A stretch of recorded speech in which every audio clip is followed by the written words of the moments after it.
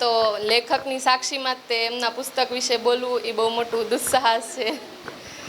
હું એડિમ્બરા વિશે પહેલાં કહું.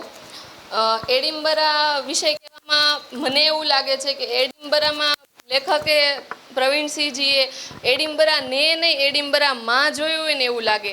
એડિમ્બરાના ભૂગોળને કે એમના દ્રશ્યોને જોવા કરતાં એમણે એડિમ્બરાના વ્યક્તિઓ, એમની સાંસ્કૃતિકતા અથવા એમના જીવન એ વિશે વધારે ભારણ આપીને વ્યક્તિચિત્રો આલેખ્યા છે અને એ આપણને જોવા મળે છે. એમણે ભૂતકાળ, વર્તમાન અને ફરીથી ભૂતકાળ એમ 3 શૈલીને નિરૂપિત કરી અને આપણી સમક્ષ એ વાત મૂકી છે. પ્રવાસ કથા જ્યારે આપણે વાંચતા હોય ને ત્યારે આપણે પ્રવાસ કથાને લેખકની દ્રષ્ટિએ જોવાની હોય. એટલે એ જે બતાવે, એ જે સંભળાવે, એ જે દેખાડે, જોવે, એ આપણે જોવાનું. આપણે એમાં એક પક્ષે હોઈએ કે હા અહીંયા આપણે બાજુમાં બેઠા હોઈએ અને એડિમ્બરામાં એવું લાગે કે આપણે એક જગ્યાએ સ્થિર બેઠા છીએ અને આપણી આજુબાજુ આખો પરિવેશ આપણી સમક્ષ આવે છે એમ. એમાં વર્ણન, કથન, સંવાદની શૈલીથી એમણે પાત્રોને ખૂબ સરસ રીતે નિરૂપિત કર્યા છે અને એમાં શિક્ષકો, સહપાઠીઓ અને ત્યાં રહેતા બધા સાથીદારોને એમણે જે રીતે પોતાની સાથે જે વણેલા, પોતાની સાથે જે સંબંધો હતા ને એને ખૂબ સરસ રીતે એમાં નિરૂપિત કર્યા છે. છેલ્લે I will not to say good bye કહેતી જેનેટ છે, તો બીજી બાજુ ચંદ્રને, હોળીના ચંદ્રને જોતા નરેશ છે. એનાથી મને ગમતું પ્રકરણ છે ને બહુ ડોરોથીનું છે, યોગક્ષોરની છોરી ડોરોથી. મને એ ખૂબ ગમે છે એ પ્રકરણ કે એક વયોવૃદ્ધ સ્ત્રી છે પણ લાગે એ સંસ્કૃતિમાં એ સ્ત્રી છે ને એ સંસ્કૃતિની છે ને પાશ્ચાત્ય આટલા ફ્રેશ માઇન્ડની અથવા આટલા મુક્ત વિચારોની છે. આ ભારતીય સ્ત્રી એવું ન કરી શકે. અને એ સિવાય એમણે તમારી સ્મૃતિ વિશે મને એ પ્રશ્ન થાય છે કે એને તમે 1990માં તમે એ પ્રવાસ કર્યો અને પછી 2017માં 7માં અને એમાં પ્રગટ થયો. તો આટલા સમયમાં તમે જે સ્મૃતિની બહુ તીવ્રતા રાખી હોય ને એવું લાગે એમ કે એ પ્રશ્ન મને છે કે તમે જો આ પુસ્તક લખ્યું તો એમાં સ્મૃતિ કેટલી અને તમારી પોતાની કલ્પનાઓ કેટલી? જેને જ્યાં જુએ ત્યાં શુભ જ દેખાય છે, સારું જ દેખાય છે, એવું કદાચ મારી એક મર્યાદા હશે. મારામાં જો લેખક વિશે એમ કહેવાય છે, કલાકાર વિશે એમ કહેવાય છે કે writer is a person who preserves his childhood, who preserves his innocence. લેખક કે કલાકાર એ એવી વ્યક્તિ છે કે એ મોટો થાય પણ સાથે સાથે એનું બાળપણ કે બાળક તરીકેના જે સહજતા હોય, ભોળપણ હોય, સરળતા હોય, એ ગુણો જાળવી રાખે છે. એટલે અભિમાન કહો તો અભિમાન, પણ હું કહું કે મારામાં પણ એ કેટલુંક જળવાઈ રહ્યું છે, સરળતા ને બધા. એટલે પછી ક્યાંય બહુ દોષ દેખાય નહીં. આ એક વાત. અને બીજું શું કે આ તો તમે પૂછો ત્યારે મને વિચાર આવ્યો, બાકી મને વિચાર નહોતો આવ્યો. પણ બીજું શું કે જે દુનિયામાં હું રહ્યો ને એ એક ક્લોઝ વર્લ્ડ હતી, એક યુનિવર્સિટીની એક મર્યાદિત દુનિયા હતી. ત્યાં એ અધ્યાપકો તેમજ વિદ્યાર્થીઓ એ શિક્ષિત હતા અને આપણી ચામડીના રંગના અને આ તે બધા પૂર્વગ્રહોથી બહાર નીકળી ગયેલા હતા અને આપણને સમાન તરીકે એ આપણને ટ્રીટ કરતા હતા. એટલે એ વાતાવરણમાં મને કદાચ જો એની શેરીઓમાં અને એના ગામડાઓમાં કે આમ તેમ બધામાં જવાનું થયું હોય આમ તેમ, તો કદાચ આવા અનપ્લેઝન્ટ અનુભવો થાત. પણ એ નહોતું બન્યું. એનું એક કારણ, અને બધા લગભગ બધા મારી સાથે બહુ સારી રીતે રાખતા હતા અને પોતાને ઘેર લઈ જતા હતા, મિત્રોને ઘેર લઈ જતા હતા. શું અને એકલો પડું સેટરડે શનિ રવિમાં તો આ બોર થઈ જશે એટલે એનું પણ ધ્યાન રાખતા હતા. કોઈ મળવા આવી ચડતું હતું આમ તેમ. એટલે એકંદર પણ તમે પૂછો તો એક નાનો પ્રસંગ કહું કે ક્યાંક મોટે ભાગે હું ચાલતો જ ફરતો હતો. મોટે ભાગે મેં હાથમાં રાખીને જ્યાં જવાનું ત્યાં ચાલતો જ હતો. એમાં ક્યારેક પૂછવું પડે કોઈને રસ્તો તો, અને જે હોય સ્ત્રી પુરુષ હોય તો એ સારી રીતે વાત કરતા અને જવાબ રસ્તો બતાવતા. પણ એકવાર એક માણસ આમ જોરથી ચાલતો આવતો હતો અને મેં સહેજ ઊભા રહીને કહ્યું કે એક્સક્યુઝ મી કે આમ તે બધું આમ કરીને મારી સામે જોઈને આમ કરીને ચાલતો થઈ ગયો. એ ક્ષણ મારા માટે આઘાતની હતી. પણ હવે આ બધામાં ક્યાંય ગોઠવાય નથી એવું એ સોનાની થાળીમાં શું જ કહેવાય છે, લોખંડની મેઘ કેવું કંઈ કહેવાય છે ને, એટલે આવું બધું કંઈ એમાં આવે નહીં. બટ બાકી વધારે બધું ખરાબ અનુભવ નથી થયા. શાની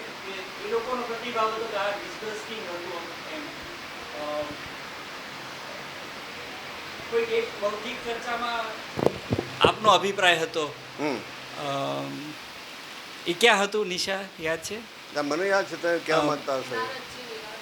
ના, એક ચર્ચા કંઈક એવી ચાલી રહી હતી કે જેમાં યુનોના દેશોએ તમે મહાન સંસ્કૃતિના પ્રતિનિધિ તરીકે તમારી જાતને મૂકીને રજૂ કરી અને એ લોકોને થોડીક વાર આઘાત લાગ્યો હતો તમારા વલણનો, અને ક્લાસમાં બીજી વખત તમારે એવું કહેવું પડ્યું કે હું આમ માનું છું, અને ત્યારે એ લોકોનો પ્રતિભાવ જે હતો એ જે કલ્ચરલ શોક જેવો એક પ્રકારે, એ વાત શું હતી? તમારી વાત એમાં છે ને, અમારે દિવસે વર્ગો ચાલતા અને એક પ્રોફેસર કેનેથ કિંગ કરીને હતા.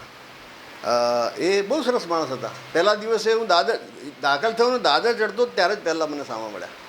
અને એમના પત્ની, મેં આમાં લખ્યું છે, એમના પત્ની દિલ્હી હતા, ઇન્ડિયન હતા, અને એનું નામ હતું પ્રવીણા. શું? અને એ રીતે એક થોડોક એક લાગે કે ભાઈ આ ઇન્ડિયા સાથે એમનો સંબંધ. એટલે એ મેં લખ્યું એ કેનેથ કિંગના ક્લાસીસ છે ને રાત્રે 9 વાગે હતા, અઠવાડિયામાં 1 કે 2 વખત. એટલે અમે બધા 6 વાગે 5 વાગે છૂટીને જઈએ ઘેર, અને પછી જે ક્લાસ હોય એ બધા પાછા 9 વાગે યુનિવર્સિટીમાં આવી જઈએ. અને એ રીતે, અને મોટે ભાગે ત્યાં છે પદ્ધતિ લેક્ચર આપવાનો, અત્યારે આપણે વાતો કરીએ છીએ ને એ રીતે વાત કરવાની પદ્ધતિ હતી.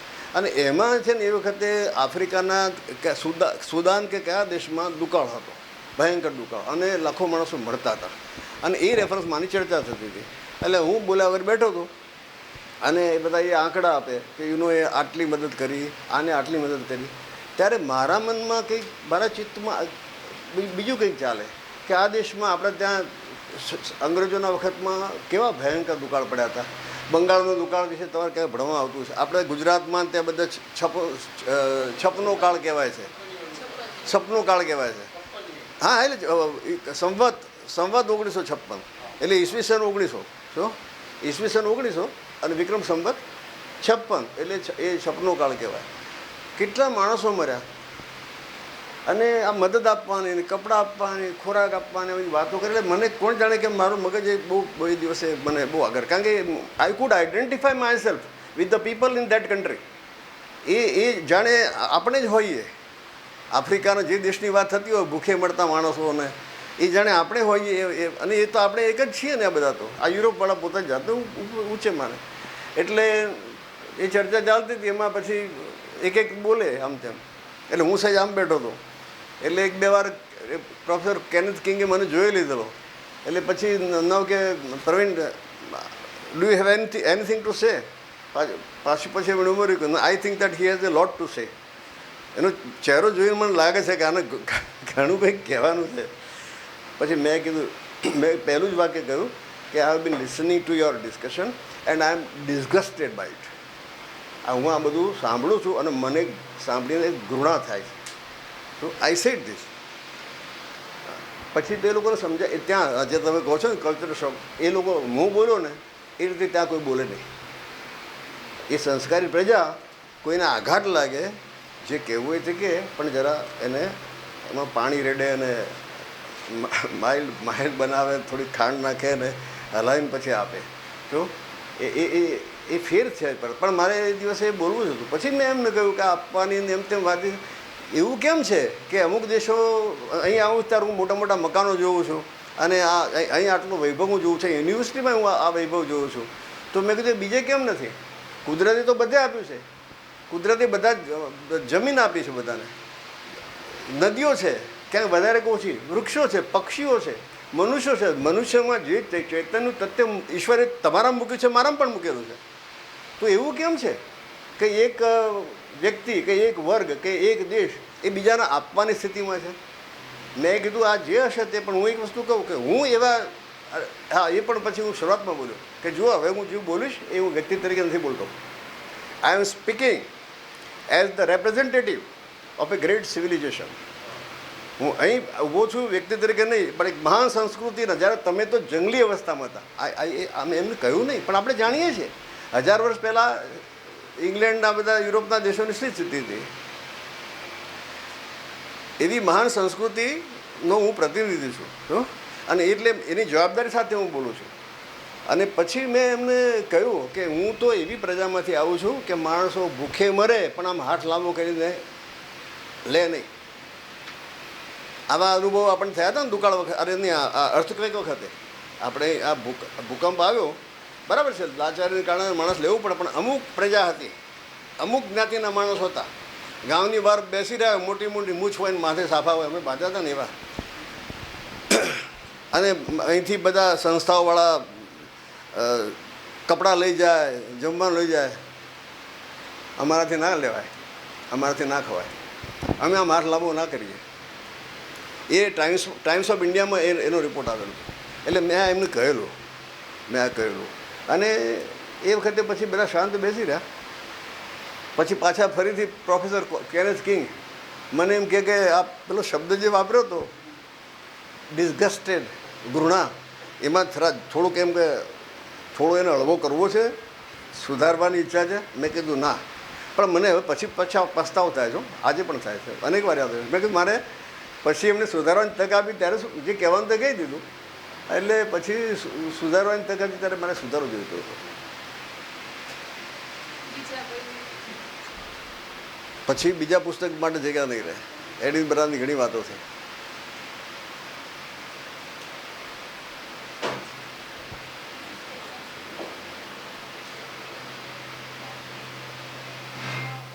અમે જે ગ્રંથકાર તરીકે તમારો અભ્યાસ કરીએ છીએ એમાં એડિનબરામાં જે અમને યંગ પ્રવીણસિંહ છે અમારા લેખક, એ લેખક અત્યારે જ્યારે એડિનબર જઈને પ્રવાસ કરે ત્યારે પણ આવા વ્યક્તિ ચિત્રો ઉપસાવી શકે, અથવા તો ત્યારે જે ઉલટથી બધા લોકોને મળ્યા તમે અને જે તમે સ્મૃતિમાં સાચવીને કથા રૂપે પ્રગટ કર્યા એવા આજના પ્રવીણસિંહ કરી શકે એમ? તમે બધા છે ને ગુડ ક્વેશ્ચન જ પૂછો છો, ખરેખર. આ મજા આવી ગઈ. લેખક મને બહુ આનંદ થયો. અને જો આને સીધો સાદો જવાબ એવો છે કે તમે તો 35 વર્ષ પહેલાંની ક્યાં વાત કરો છો? ગઈકાલનો પ્રવીણસિંહ આજે નથી, તમે પણ આજે છો, આજ સાંજે નથી ને કાલે નથી. એક પહેલાં ગ્રીક ફિલોસોફરનું પ્રખ્યાત ગ્રીક ફિલોસોફરનું પેલું વાક્ય છે ને, કારણ કે એવરીથિંગ બધું જ છે પરિવર્તનશીલ છે, ક્ષણે ક્ષણે બધું બદલાઈ રહ્યું છે. એટલે એક ગ્રીક તત્વજ્ઞાની તો શું કહ્યું કે you can't step in the same river twice. તમે આ નદી જઈ રહી છે, નદીમાં તમે 2 વાર પગ મૂકી શકો નહીં. એક પગ મૂક્યો ત્યારે મૂક્યો, પછી તો જળ આગળ વહી ગયું, તમે બીજો પગ મૂકો છો ત્યારે તો બીજી નદી છે. આ એક ગ્રીક ફિલોસોફરે આજથી 2500 વર્ષ પહેલાં આ કહેવું છે. એટલે ના, એ શક્ય જ નથી. તમે જે કહો છો આજે જવું તો જુદી દ્રષ્ટિઓ, જુદું જ લાગે. અને એમ જ હોવું જોઈએ. જે માણસ જે 10 વર્ષની ઉંમરે હોય 20 વર્ષની ઉંમરે ન હોવો જોઈએ, નથી હોતો એમ નહીં, ન જ. અને જે હોય ને કોઈ હોય તો એ કાળમાં સ્થિર થઈ ગયા છે અને એ જીવતા નથી એમ માનવાનું. આમાં પાછી બીજી ઇન્ટરેસ્ટિંગ વાત આવે છે કે એ જુવાન માણસ હતો અને આ વૃદ્ધ છે. મને 80 વર્ષ થયા, આમ 80. તો એમ થાય કે આમ માણસને જીવનમાં બધું ખાલી થઈ ગયું હોય અને જોવાની દ્રષ્ટિ પણ થોડી એમાં કટુતા પણ આવી ગઈ હોય, એટલે બની શકે. પણ શું થાય મને ખબર નથી. પણ પુસ્તક બને એ હું તમને કહું, પુસ્તક બને. અને પુસ્તક તરીકે ઇક્વલી પહેલાં કરતાં સારું બને, એ પણ હું તમને કહું. પહેલાંમાં જે થોડી રંગદર્શિતા છે એ કદાચ ન આવે, અને દ્રષ્ટિ વધારે સમ બનેલી છે અને વધારે વિશાળ બનેલી છે, એટલે કદાચ જુદી જાતનું પુસ્તક બને. પછીની વાત નિતિક્ષા.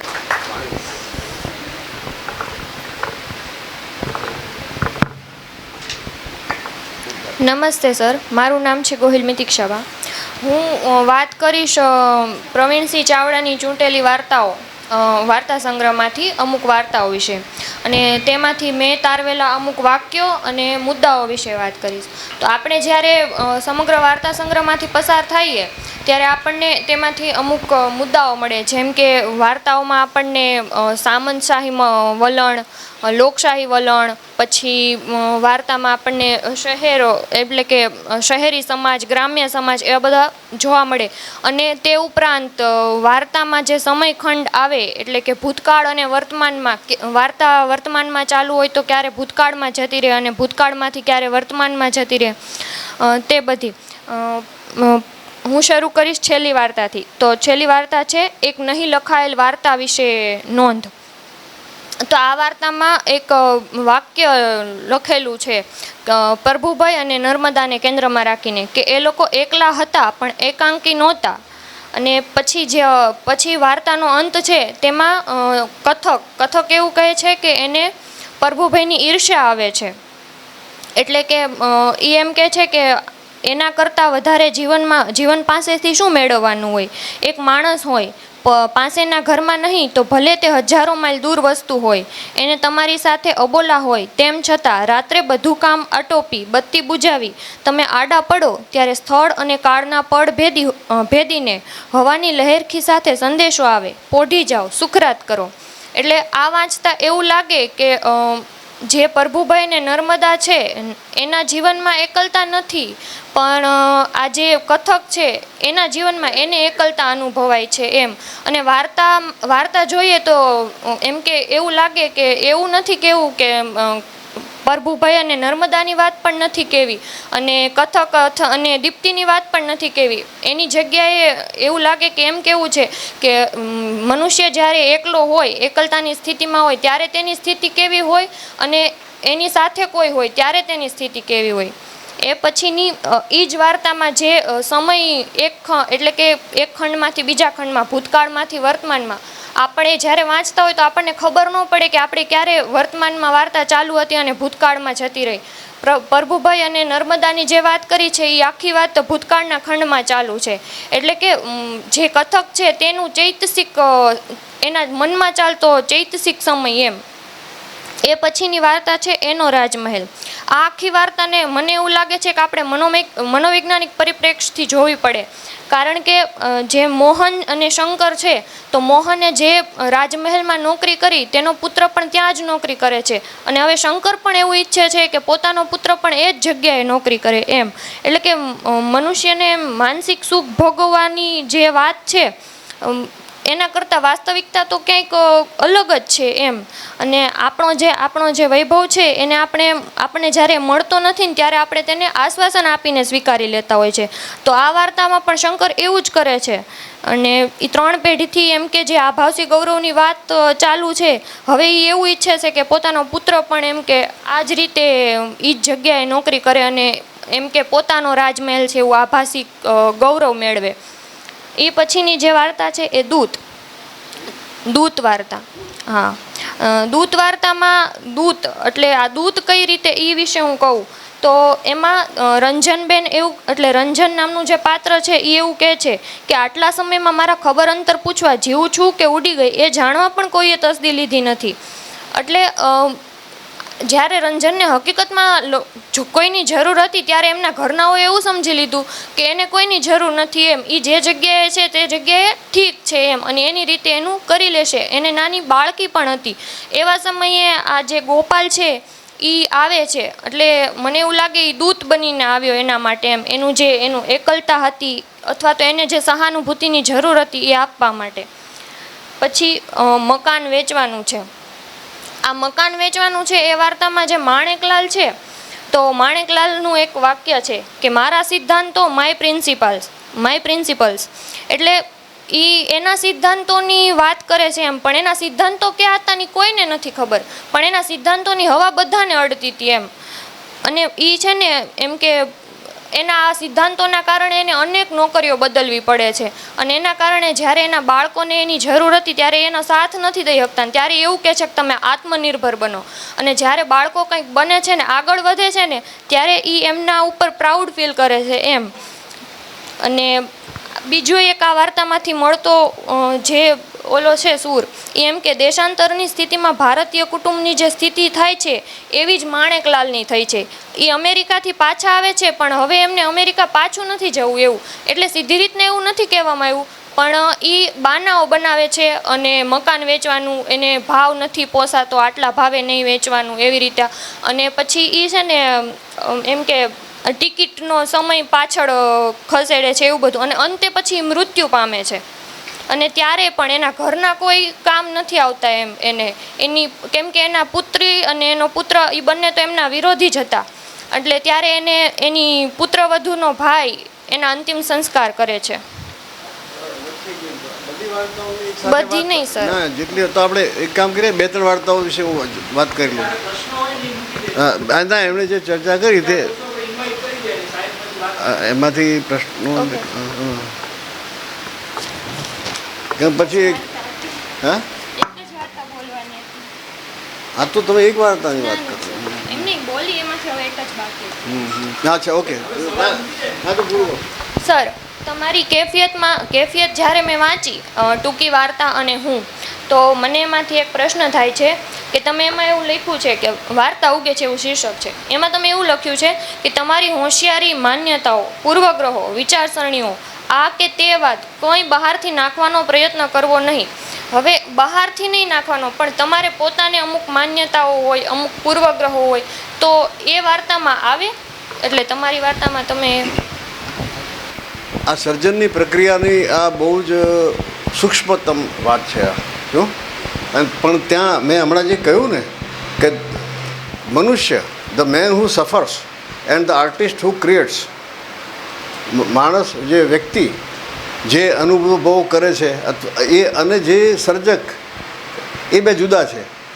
અને જુદા છે એટલે જો સાચી કલાકૃતિ હોય તો, બાકી મોટાભાગનું હોય છે એમાં તો આ બધું આવે જ છે તમે કહો છો, એટલે એમના વિચારો, એમના પૂર્વગ્રહો ને આ બધું અંદર વાર્તાઓમાં, કાવ્યમાં બધું આ નફરત ને ઘૃણા ને બધું આવતું હોય છે. પણ જો ખરી સર્જનની પ્રક્રિયા ચાલતી હોય તો એમાં એ વખતે સર્જનની ક્ષણોમાં સર્જક મુક્ત હોય છે, આ પોતાની જાતથી પણ મુક્ત હોય છે. માણસને બીજા બધા ઘણા બંધનો છે, પણ મોટું બંધન માણસને હોય તો પોતાની જાતનું. આપણા જે એક સાંકડું એક જગ્યા બનાવીને એમાં આપણે આપણા વિચારો, આપણા ખ્યાલો આ તે બધું લઈને બેસી ગયેલા હોય છે. કલાકાર એનાથી ઉપર કલાકારે ઉઠવાનું છે. આપણે વિદ્યા માટે કહીએ કે સા વિદ્યા યા વિમુક્ત, બરાબર? વિદ્યા તમને મુક્તિ આપે. શામાંથી મુક્તિ આપે? આ ખોટા ખ્યાલોમાંથી મુક્તિ આપે, સમાજ જે નક્કી કરેલા કેટલાક ખોટા ધોરણોમાંથી તમને મુક્તિ આપે. આ એ બરાબર છે, અને પોતાની જાતમાંથી પણ મુક્તિ આપે. જો વિદ્યા માટે આ સાચું હોય તો પછી સર્જન માટે સાચું ના હોય. એટલે સર્જક છે એ લખતી વખતે આ બધામાંથી મુક્ત થઈ શકે છે. હા, બધા નહીં થઈ શકતા, પણ સાચો સર્જક છે એ પોતાની જાતની ઉપર જ ઉઠે છે. મને તો અનેક વાર્તામાં અનુભવ થયો છે કે હું વાર્તા લખવા બેઠો હોઉં ત્યારે ચોક્કસ વ્યક્તિ મારી સામે હોય જેણે મને અન્યાય કર્યો છે અંગત સંબંધોમાં, અને વાર્તા લખું છું ત્યારે પણ જ્યારે વાર્તા ચાલે આગળ ત્યારે મારાથી વિરુદ્ધમાં જાય વાર્તા, સામી વ્યક્તિના પક્ષમાં જાય. એ કલાનું સત્ય છે. એટલે એવું બની શકે છે, મુક્ત થઈ શકાય છે.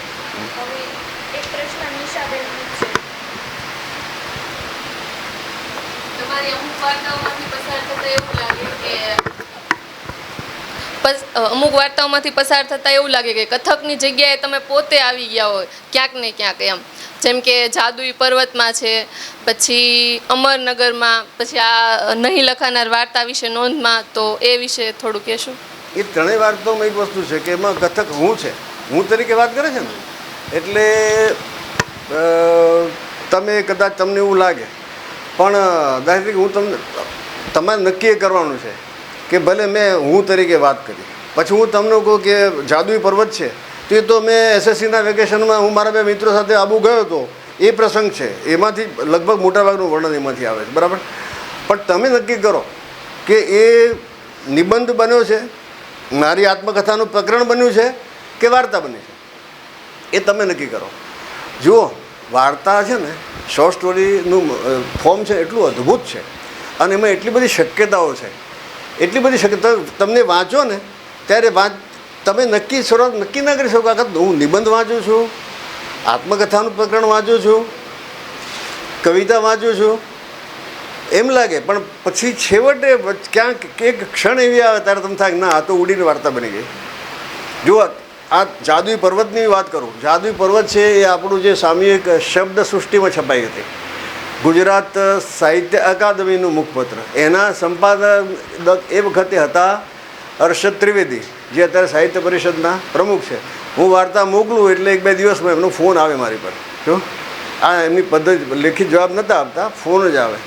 તો એમાં એમણે કહ્યું મને કે આજ વાર્તા મેં વાંચ્યું ને ઠેક અડધા ઉપર ચાલ્યો ત્યારે મને તમારા વિશે ચિંતા થતી હતી. લો બેન, તમે તો આવી વાત કરો છો, પેલો સંપાદક આટલો મોટો એ મને કહે કે મને ચાવડા સાહેબ ચિંતા થતી કે ચાવડા સાહેબ તો વાર્તાના નામે મને તો હાઈસ્કૂલના વખત હું નિબંધ લખીને મોકલેલો છે.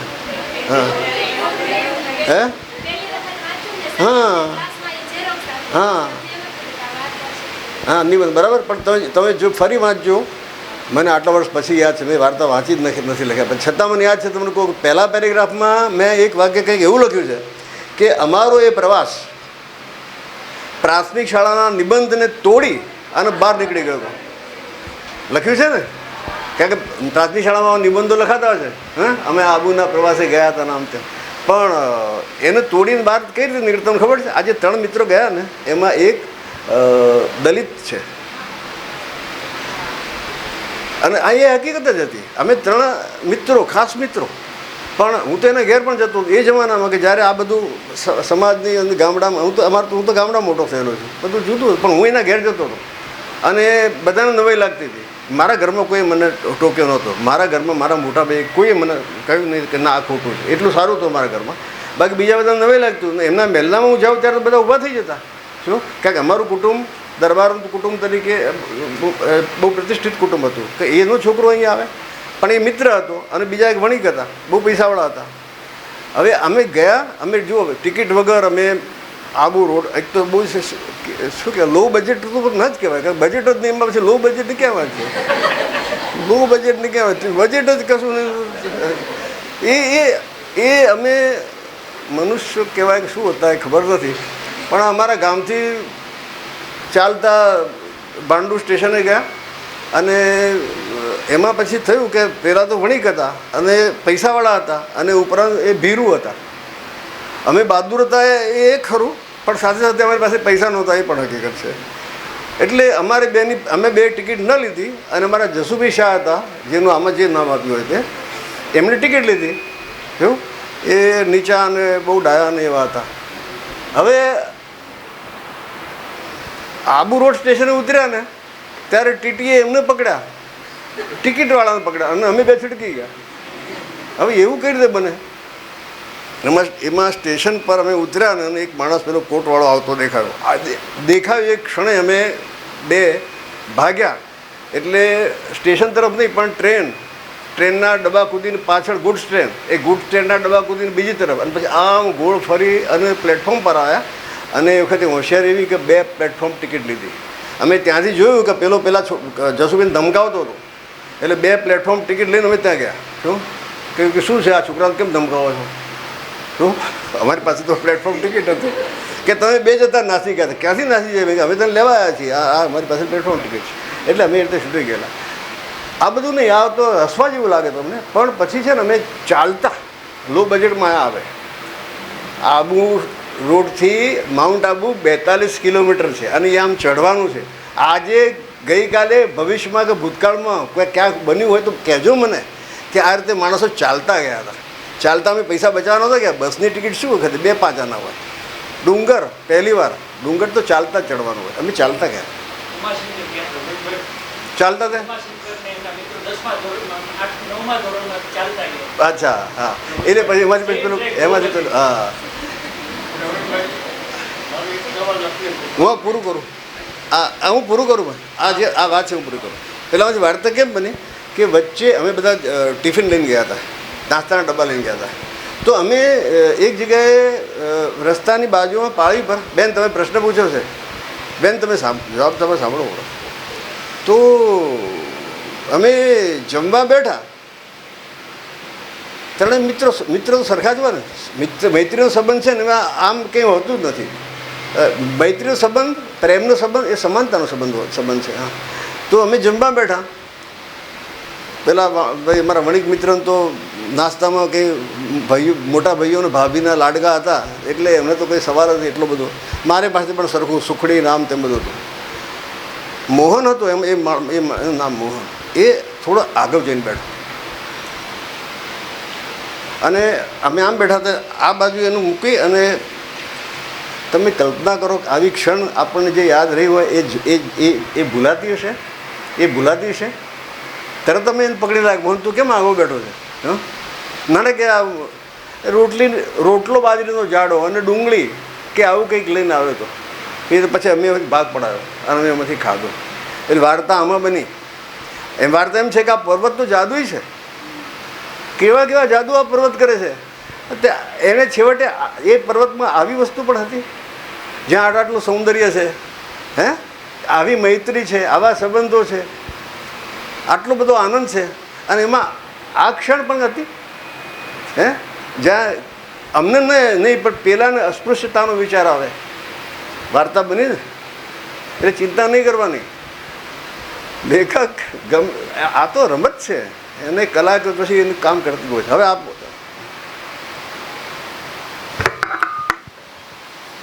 મેં આપની વાર્તાઓ તો નથી વાંચી હજુ કમભાગ્યે, પણ આપે એમ કહ્યું કે સર્જક તરીકે જ્યારે તમે બેઠા હો અને સર્જન કરતા હો ત્યારે તમારા પૂર્વગ્રહો, પક્ષપાતો, ગમા અણગમા, વેરભાવ, અસૂયા એ બધું જ એક બાજુ કરીને તાટસ્થ્ય ભાવ તમે કેળવતા હો છો.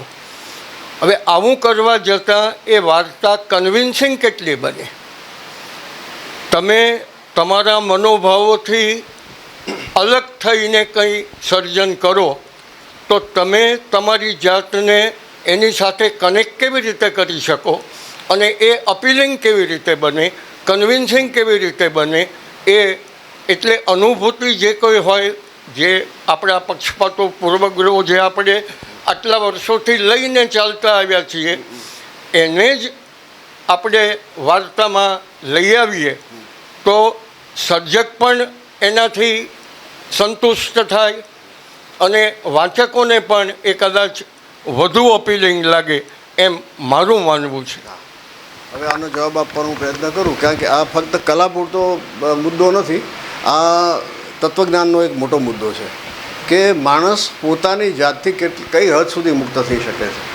આપણે હાડ માણસના બનેલા છીએ અને પૃથ્વી તત્વ કહેવાય ને, તમસ, હા, એ તો ઘણું છે આપણામાં શું નકારાત્મક નેગેટિવિટી, પણ સાથે સાથે આપણામાં બીજા આકાશ તત્વ, વાયુ તત્વ, તેજ તત્વ એ પણ આપણામાં છે. એટલે પૃથ્વી તત્વ નથી એમ નહીં, એને પૂરેપૂરું દબાવી શકાય એમ નહીં, પણ અમુક વ્યક્તિઓ, ઇવન કલાકારની એકલાની વાત નથી, અમુક વ્યક્તિઓ અમુક હદ સુધી આ બધામાંથી મુક્ત થઈ શકે છે અને એવા મહાપુરુષોને આપણે જોયેલા છે. કલાકાર પૂરતી વાત કરીએ તો તમે કહ્યું બરાબર, પૂર્વગ્રહો કામ તેમ પણ હોય, પણ મનુષ્ય ફક્ત હું છું એ ફક્ત આવા પૂર્વગ્રહો વડે જ બનેલો છું અથવા ફક્ત આવા નકારાત્મકતા વડે જ બનેલો છું. એ સિવાય બીજું ઘણું સૌંદર્યના અનેક ખંડો મારામાં છે, અનેક ખંડો છે. મનુષ્ય વિશે એમ કહેવાય કે મનુષ્યની સરખામણી થાય ને એ અનેક ખંડોવાળા અને અનેક માળવાળા મહાલય સાથે થાય છે. અનંત શક્યતાઓ એનામાં છે, પણ ઉપર તમે ચડે જાઓ એમ ઉપર નવા નવા માળ આવી જાય છે, જેમ જેમ આપણી ચેતના ખુલી જાય તેમ તેમ. પણ એમ કહેવાય છે કે મોટાભાગના મનુષ્યો ભોયરામાં એક અંધારા ખૂણામાં જ પડે રહેતા હોય છે, કેટલાક દાદર ચડીને ઉપર જઈ શકતા હોય છે. એટલે પૂર્વગ્રહો અને આમ તેમમાંથી અમુક હદ સુધી મુક્ત થઈ શકાય છે, કારણ કે એ વખતે છે ને આ જે વસ્તુ થાય છે તે જાણી જોઈને નથી થતી. હું સભાનતાપૂર્વક ના મને આ આવ્યું તો હું બાદ કરું, એ સભાનતાપૂર્વક નથી થતું, કારણ કે એ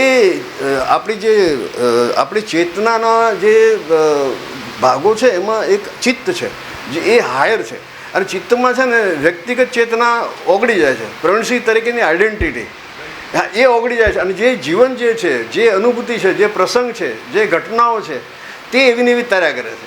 અને માટે એટલી હદ સુધી આમાંથી મુક્તિ થઈ શકે. બાકી સંપૂર્ણ મુક્તિ તો આપણે બધા હાડ માંસના બનેલા તમસવાળા છીએ એટલે.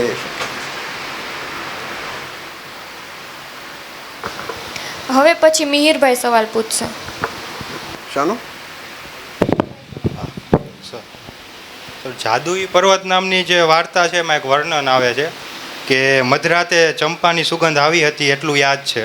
દિવસે તો એ સ્થળે રોકાવાનું શક્ય બનતું નહોતું, પણ દિવસની પાળીમાં એ જ છોડ મેકઅપ ધોઈ કેશને સંતાડીને સૂર્યમુખી બની જતો હશે એમ માનવામાં હરકત સરખું ન હોઈ શકે. આમાં સર શું કહેવા માગે છે એ સમજાવો મને નથી. મને યાદ છે અમે એક 3 કે 4 રૂપિયામાં એક હોટલમાં નાની રૂમ મળી હતી અમને, અને એ રૂમમાં રહ્યા હતા. શું રાત્રે મોડા પહોંચી અને એમાં રહ્યા અને સવારે વહેલા નીકળી ગયા. એટલે એની બહાર જે નાનો બગીચા જેવું છે એના ફૂલની વાત કરી છે. આખું વાક્ય ફરીથી વાંચો ને ધીમેથી. એટલે એનું બહુ મહત્ત્વ નથી વાર્તામાં, એનું કંઈ એટલું તો હા હા હા એટલે શું છે કે આખી સૃષ્ટિ જે છે, જે જાદુઈ પર્વત કીધો ને, એટલે આખી જે સૃષ્ટિ ઊભી થઈ છે એ આ કિશોરોની દૃષ્ટિએ આખી જાદુઈ સૃષ્ટિ છે. અને એટલે ફૂલોનું રૂપાંતર થયું હોય અને દિવસે સૂર્યમુખી થઈ જતા હશે. ફેન્ટાસ્ટિક વાત છે, ફેન્ટસી જેવી વાત છે. આમાં બીજું કશું કહી ગયું છે.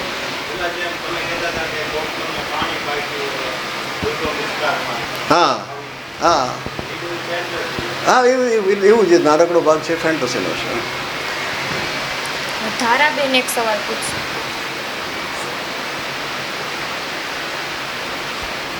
સમયનું યાદ રાખજો, મને કંઈ વાંધો નથી, પણ મારે તો આ બધા એક એક વાર્તા વિશે થોડીક વાત મારે આજે ઉલ્લેખ કર્યો ને થોડીક વાત મારે કરવી છે. સર, તમે પ્રસ્તાવનામાં કીધું છે કે તમે વાચકને વિચારવાની તક આપો છો વાર્તામાં એમ, અને અમારે સાહિત્યમાં સરય તેમને કહેતા હોય છે ક્લાસમાં કે વાર્તાકાર જ્યારે વાર્તા વાંચો ને પછી તમારા મનમાં જે મંથન શરૂ થાય ને એ જ વાર્તાની સફળતા એમ. તો તમારી વાર્તામાં ક્યાંક તમે એવું લાગે કે તમે વધારે એ તક આપો છો, તો એ વિચારવાની જગ્યા છે એ કેટલી હોવી જોઈએ એમ, ક્યાંક એ વધારે લાગે છે, તો એના વિશે કહો ને. એ તમારું એમ કેવું છે કે અવકાશ વધારે હોય છે એટલે સમજવામાં હા એ હા એ મુદ્દો છે.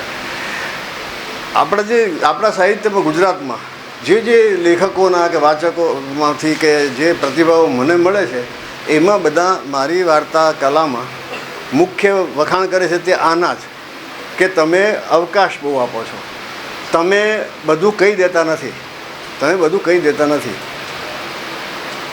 એટલે જો હવે એ તો જો એનું માપ નક્કી ના હોય કે આ વાર્તા છે એનું માનો કે 1 કિલો વાર્તા છે શું, તો એમાં આપણે કેટલું 50 ગ્રામ ખાલી જગ્યા રાખવી, અવકાશ રાખવો, 40% એવું કશું જ ના હોય. પણ જીવન આપણે જોઈએ છે ને, જીવન જેમાંથી વાર્તા આવે છે એ જીવનમાં પણ તમે જુઓ, આપણે કંઈક પડોશીને જોઈએ કે કોઈ સંબંધીને જોયા હોય કે એનું અંદરનું બધું કેટલું આપણે જાણતા હોઈએ છીએ. 1-2 રેખાઓ આમ ને 1-2 રેખાઓ આમ ને એના પરથી એક ચિત્ર તો બનતું હોય છે ને, એટલે મને એવી શ્રદ્ધા છે કે જો 2 ડગલા હું ચાલું તો 1 ડગલું તમારે ચાલવું પડે. આ કંઈ જુઓ, આ કંઈ શું કહેવાય, આ રમત નથી, આ ગંભીર મામલો છે. આર્ટ છે, કલા છે, એ ગંભીર મામલો છે. તમે એમાં ઇન્વોલ્વ જેટલા થાવ, જેટલા પ્રવેશ કરો એટલું તમને પ્રાપ્ત થાય. જો બાકી તો આરામ ખુરશીમાં પડ્યા વાંચવા માટે મારી વાર્તાઓ નથી. જો એટલે સર્જનની પ્રક્રિયામાં તમે સામેલ થાઓ છો, અને એકવાર ઇન્વોલ્વ થાવ તો બધું જીવ. અને પછી જેટલું દેખાયું એટલું પૂરતું છે એમ માનવાનું. 5 વર્ષ પછી વાંચશો તો વળી વધારે પ્રાપ્ત થશે. ફોકનર નામના હવે અમેરિકન લેખક હતા, નોબેલ પ્રાઇઝ મળેલું છે એમને, વિલિયમ ફોકનર.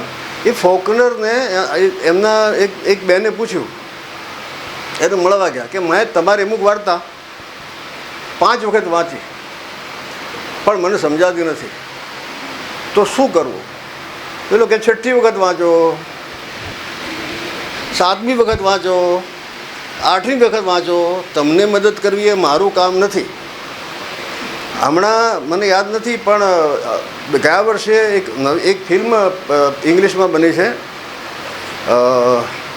એના ડાયરેક્ટરનું નામ કે બધું કંઈ મને યાદ નથી, ભૂલી ગયો. પણ એના ડાયરેક્ટરે આ મુખ્ય વસ્તુ કહી છે કે ફિલ્મ બનાવતી વખતે એના પાત્રો સાથે સ્ક્રિપ્ટ રાઇટર બધા સાથે બેસીને મેં નક્કી એ કર્યું હતું કે પ્રેક્ષકને મદદ કરવી એ મારું કામ નથી. વાર્તા સમજવા માટે પ્રેક્ષકને મદદ કરવી એ મારું કામ. મેં આ રજૂ કર્યું, તમે મથામણ કર્યા કરો, બચશો એટલું તમને પ્રાપ્ત થશે. સહેલી વિટામિનની ગોળીઓ તમને આપી દેવાની નથી. ઇટ્સ અ લોંગ વે, લાંબો રસ્તો છે, ટૂંકો રસ્તો નથી. બરાબર. ઘણી સાહિત્ય કૃતિઓમાં, ઇવન પશ્ચિમની પણ મહાન ગણાતી ઘણી સાહિત્ય કૃતિઓમાં એનું એક્સપ્લેનેશન પણ અંદર આવતું હોય છે, અંદર એને સમજવાની ચાવી. તો એની સામે સાચા જે જાણકારો છે વાંધો લે છે કે એક્સપ્લેન કરવું એ તમારું કામ છે જ નહીં, તમે મૂકી દો, સમજશે વાચકો. સર, હજી એક પ્રશ્ન છે કે એડિનબરા છે એ તમારા વાસ્તવના અનુભવ સાથે સંકળાયેલો છે, અને આમાં 1-2 વાર્તા કીધી કે જે તમારા અનુભવ સાથે સંકળાયેલી છે. તો એ કહો ને કે તમને વાસ્તવ આધારિત લેખન અને ફિક્શન આધારિત હોય તે એ બંનેમાંથી વધારે કયું સ્પર્શે છે? હું તમને આ બધી 1-2 વાર્તાઓની વાત કરું ને એ તમને એનો ખ્યાલ આવશે.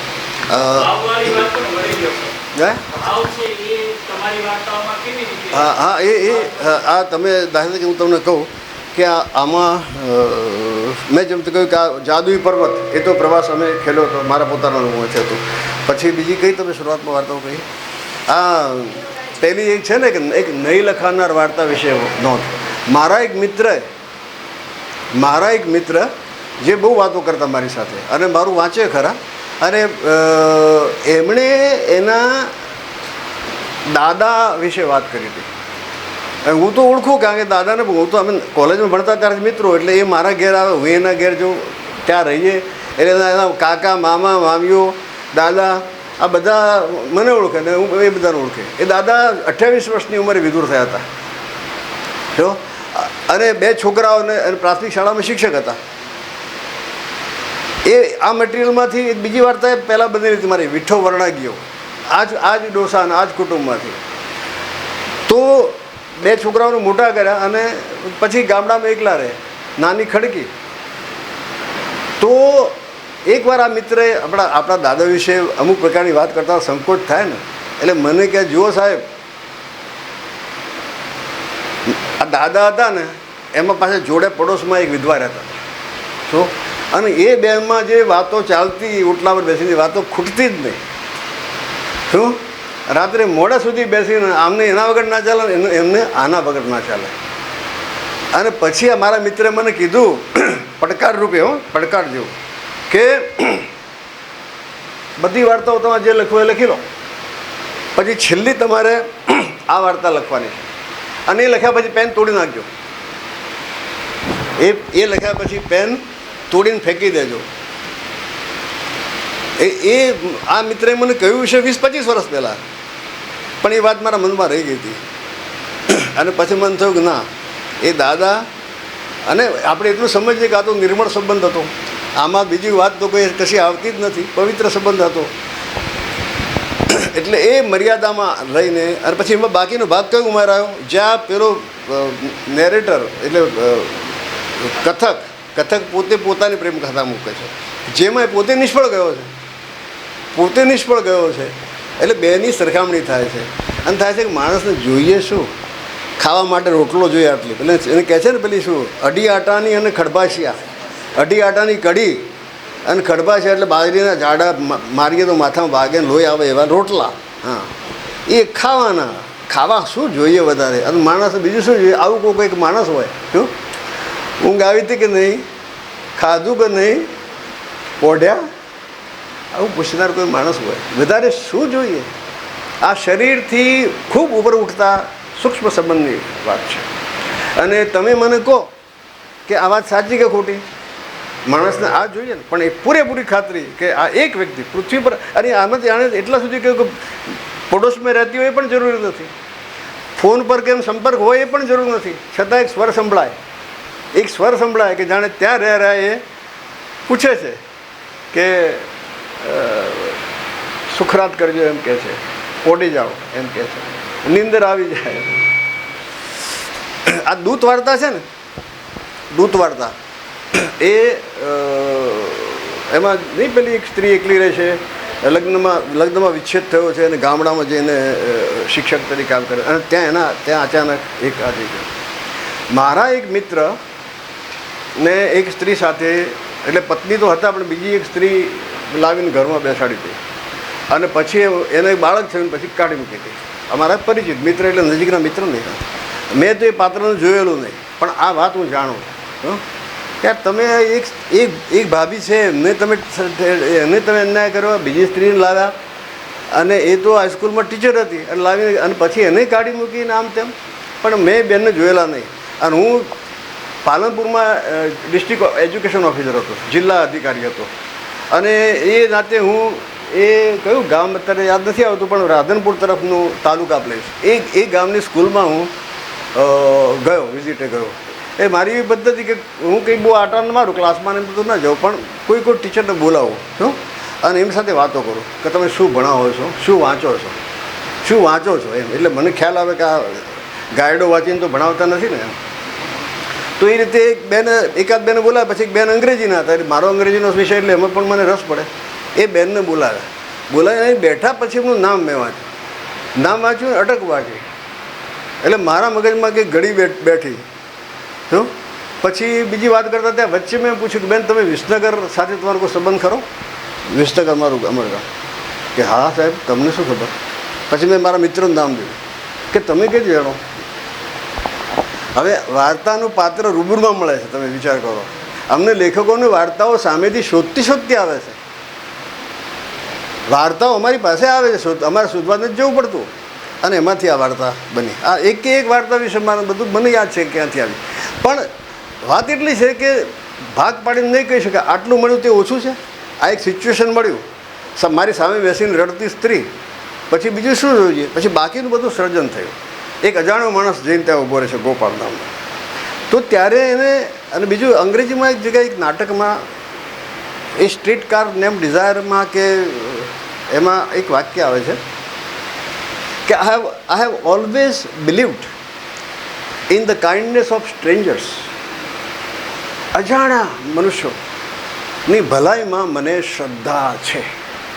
એ શ્રદ્ધા મારી ક્યારે સ્વજનોની ભલાઈમાં મને ખબર નથી, સ્વજનો તો જે કરતા, પણ અજાણ્યા માણસો, રસ્તે જતા માણસો આપણને અનુભવ થાય છે આવા બધા, એમાં મને શ્રદ્ધા છે. એ આ વાર્તામાં આવે છે. પણ એ લખતા આવેલું છે. મેં પહેલેથી ફિલોસોફી નક્કી કરીને પછી નથી લખેલું. મને લાગે છે કે મને વાંધો નથી, હું તો બીજા 2-4 કલાક વાતો કરે છું, પણ અહીં જે સમયનું જે છે એ મર્યાદા રાખવી પડશે. 2 સાહેબોને હજુ બોલવાનું બાકી છે. આપણે લંચ બ્રેક કરીએ એ પહેલાં 2 જણા ક્યારના બેઠા છે એટલે એ લોકો આ વાતમાં જોડાઈ શકે એને માટે ત્યાં આગળ જે 2 વિદ્યાર્થીઓ છે એ લોકો એમના અભ્યાસના ભાગરૂપે, રિસર્ચના ભાગરૂપે પાયલબેન છે તે પ્રવીણસિંહ ચાવડાના ગ્રંથકાર તરીકેનો અભ્યાસ છે એ કરી રહ્યા છે.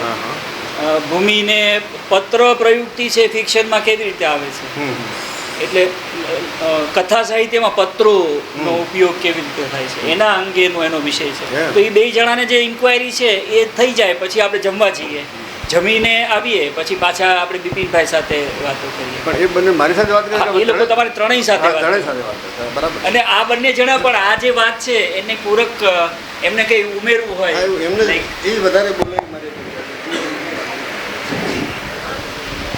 સાહેબે જે પેલું કલમ તોડી નાખવાની વાત કરી ને કે આ હવે this is the dead end, તો એમાં મને એક બહુ ઇન્ટરેસ્ટિંગ વિગત તમારી જોડે શેર કરવી છે. શેક્સપિયરે 37 નાટકો લખ્યા છે અને કેટલાક સોનેટ્સ લખ્યા છે. તો એ 37મું નાટક છે એનું ટાઇટલ છે ધ ટેમ્પેસ્ટ. એ ટેમ્પેસ્ટમાં પ્રોસ્પેરો નામનો એક જાદુગર છે, મેજિશિયન, અને એની પાસે મેજિક વોન્ડ છે. એ મેજિક વોન્ડ એવો છે કે જે દરિયાને રોકી શકે અને દરિયાને આગળ જતો વધારી શકે એવો મેજિક વોન્ડ છે. એ 37મા નાટકમાં કોઈક એક ક્ષણે એ પ્રોસ્પેરોને એવું લાગે છે કે મારું મેજિક હવે પૂરું થયું અને એ મેજિક વોન્ડ દરિયામાં ફેંકી દે છે. વિદ્વાનો અને વિવેચકો એવું કહે છે કે શેક્સપિયરે એમની કલમ ફેંકી દીધી. 52 વર્ષની ઉંમરે શેક્સપિયર રિટાયર થાય છે અને તે પછી એક અક્ષર પણ એમણે લખ્યો નથી. એક આ નાનકડી એક વિગત શેર કરું છું. હવે પત્રોની કંઈક વાત હતી ને, એ શું હતી? સાહિત્યમાં હા કલ્પના એટલે કથા સાહિત્યમાં પત્રો. હા હા, તો કથા સાહિત્યમાં પત્રો છે ને, એમાં અત્યારે મને ખાલી એક નવલકથા યાદ આવે છે. રમણલાલ વસંતલાલ દેસાઈ એમની લીલા નામની એક નવલકથા છે. મોટે ભાગે ટાઇટલ આ જ છે, શીર્ષક હું ભૂલતો હોઉં તો મને સુધારજો. આખી નવલકથા પત્ર શૈલીમાં ચાલે છે, આખી નવલકથા. એવા ઘણા બીજા દાખલાઓ વાર્તાઓના પણ છે, વાર્તાઓ પણ. અંગ્રેજીમાં રિચર્ડસનની હા, રિચાર્ડસનની ક્લેરિસા. શરૂઆત થઈ એ ક્લેરિસાની આ પહેલી જો નોવેલ દુનિયામાં કોઈ લખાઈ હોય કે જે પત્ર શૈલીથી લખાઈ હોય તો એ રિચાર્ડસન નામનો 18મી સદીનો અંગ્રેજ નવલકથાકાર, એની ક્લેરિસા છે. એટલે આ બે છે. પણ ગુજરાતીમાં લીલા તમે વાંચજો તો તમને બહુ આનંદ આવશે. સર નમસ્કાર સર, મારે સર્જક તરીકે તમે જ્યારે વાર્તા લખો છો કે કોઈ કૃતિ લખો છો ત્યારે તમે પત્ર સાથે તમારી કૃતિમાં પત્ર આવતા હોય એ કેવા સંજોગોમાં એ પત્રો યોજાતા હોય? તમારી એ કઈ કહેવાયની વાસના ફૂલમાં જે વાર્તા છે એમાં પિતા દીકરીને પત્ર લખે છે કે સાહેબની હું પતંગિયું છું વાર્તા છે એમાં પત્ર આવે છે. તો જ્યારે તમારી પાસે કોઈ વસ્તુ છે અને કલામાં તમે રૂપાંતર કરો છો તો એક પ્રયુક્તિ તરીકે પત્ર ક્યારે આવે છે એના વિશે કંઈ તમારે કહેવાનું? ખાલી કંઈ કહેવાય નહીં એ વિશે હું ખાલી 2 જ મિનિટમાં વાત કરું તમને. એ આ વાર્તાનું જે શીર્ષક છે ને એ છેલ્લે ખુલે છે, બરાબર? એનું રહસ્ય છેલ્લે ખુલે છે કે કંઈ શું ન કહેવાય. કારણ કે પેલી જે છોકરીને જે પત્ર લખે છે પિતા, છોકરીએ માગ્યું છે કે ભાઈ મારા લગ્ન થવાના છે તો મને વિદાયનો છેલ્લો પત્ર તમે લખો, બરાબર? એટલે પિતા પત્ર લખે છે તો પત્રમાં તો શું લખે? પિતા દીકરીની ચિંતા કરે, તું જરા સારી રીતે રહેજે સાસરે, આમ છે, તારો સ્વભાવ આવો છે, વગેરે વગેરે વગેરે. હવે એ વાત પતી ગઈ. એ પત્ર એવી મોમેન્ટે આવે છે કે પિતા પુત્રી એકબીજાને અપાર પ્રેમ કરે છે એવું આવે છે. અને પિતા પુત્રીને પ્રેમ કરે એ કોઈ નવી વાત નથી. પછી જ્યારે છેલ્લી ક્ષણ આવે છે ભૂકંપની, ત્યારે ભૂકંપ વખતે દીકરી પછી એના પિતા અને એની માતા ત્રણેય પોતે હાથ પકડી લે છે અને દીકરી યાદ કરે છે કે આપણે કેવા એકબીજાની સાથે હાથ જોડાઈને ગોઠવાઈ ગયા હતા. એટલે ત્યારે એનો ભાવ એવો છે કે આપણે બધા એકબીજાને કેટલો પ્રેમ કરીએ છીએ. અને છેલ્લું સેન્ટન્સ આવે છે, એના પિતાને ખબર પડી જાય છે કે આ ખોટું વાક્ય છે. એણે કહ્યું પણ બા તો એમની જાતે ડગું મગું ચાલીને આવ્યા હતા ને. તો આ એની આયરની છે. આ તો જે આ વાર્તાની આયરની છે ને અહીંયા છે. એટલે પત્ર એ સંજોગોમાં આવે છે કે એ પ્રેમને પૂરી રીતે જાણે નાણતો હોય ને એવું બતાવે, પણ પ્રેમ છે ને માત્ર 3 પાત્રોમાં પૂરો થતો નથી.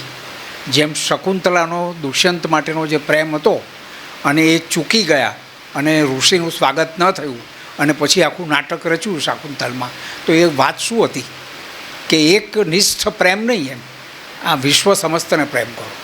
જેને દોસ્તોવસ્કી ક્રિશ્ચિયનિટીમાં એક કન્સેપ્ટ છે નોટિસિઝમ. નોટિસિઝમ એટલે love all, not only your mother, your father, your beloved, પણ લવ ઓલ. તો આ નોટિસિઝમ સુધી લઈ જવાની વાત છે. મારી વાર્તામાં કંઈ એવી મોટી મેં ફાળ નથી ભરી, પણ મારે કહેવાની વાત આ હતી. આટલું. સર શું સવાલ છે મોટીબેન? આપની વાર્તામાં જે પત્ર પ્રયુક્તિ આવે છે એટલે સર્જન પ્રક્રિયામાં એ કયા સંજોગોમાં તમે પત્ર યોજો છો? હું પતંગિયું છું વાર્તા મેં અત્યારે વાંચી છે, એમાં પત્ર આવે છે, તો એના માટે સર્જક તરીકે તમારે શું કહેવું છે?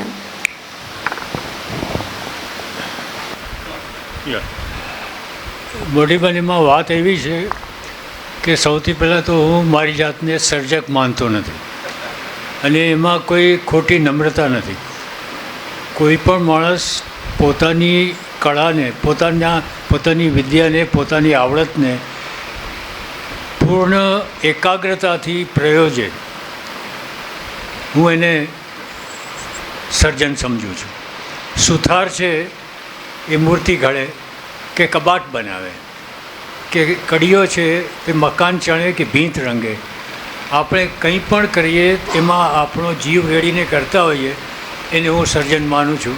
એટલે લેખકને સર્જન કહેવો એ કેવળ પ્રકાશકોએ ઊભી કરેલી ફંદી છે. પ્રકાશકો એમ અમને બધાને કહેતા હોય છે કે તમે તો સર્જક છો, તમારે શું જોઈએ?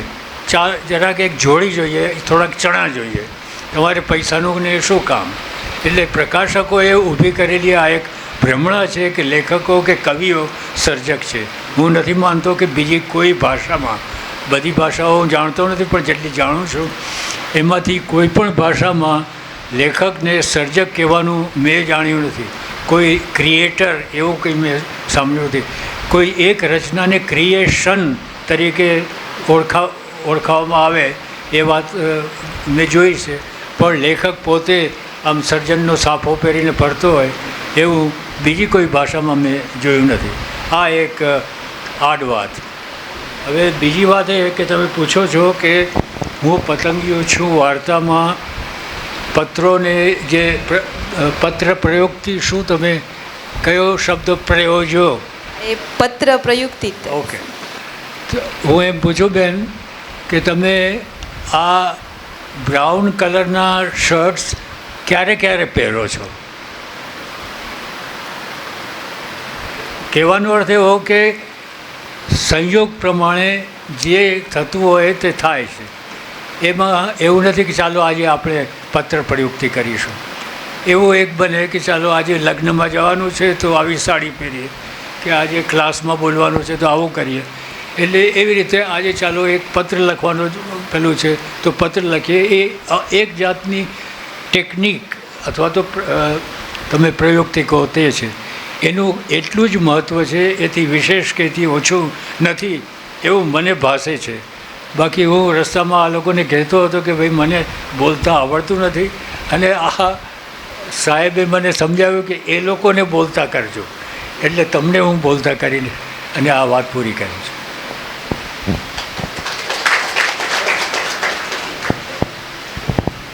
બેન, તો પત્રોવાળી વાતમાં મારે એક જ કહેવાનું છે કે સાહિત્યમાં પત્રોનું અત્યાર સુધી પત્રો આવ્યા અને પત્રોથી નવલકથા પણ આખી બની એવું બને.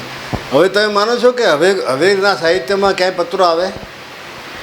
તમે માનો છો કોઈ વાર્તા ક્યાંય? મને લગતી વખતે આ પ્રોબ્લેમ થાય છે ઘણી વાર, કારણ કે એ બહુ પ્રવૃત્તિ અનુકૂળ છે પણ હવે આજની વાસ્તવિકતા પ્રમાણે ફિટ બેસે જ નહીં.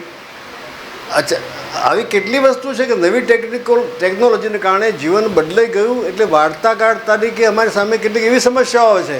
પહેલાં તો શું કેટલું કહેવાય, વિરહ થાય. કોઈ વ્યક્તિ ક્યાંય છે અને આટલે દૂર છીએ, કંઈ વાત કરવી છે, સમાચાર કામ તેમ કંઈ જાણતા નથી. હવે એ પ્રકારની જે વેદના છે એ માટે અત્યારે ક્યાંય અવકાશ છે? કોઈ લેખક આવી વાર્તા લખવા માંડે તો મૂર્ખ ઠરે ને, અથવા પત્ર લખાવે તો એ મૂર્ખ ગણાય ને કે આજે કોણ પત્ર લખે છે. એટલે નવી ટેકનોલોજીના કારણે લેખકોએ પણ હવે અમુક વસ્તુઓ બાદ કરવી પડે અને પછી બીજા ક્ષેત્રોમાં જવું પડે.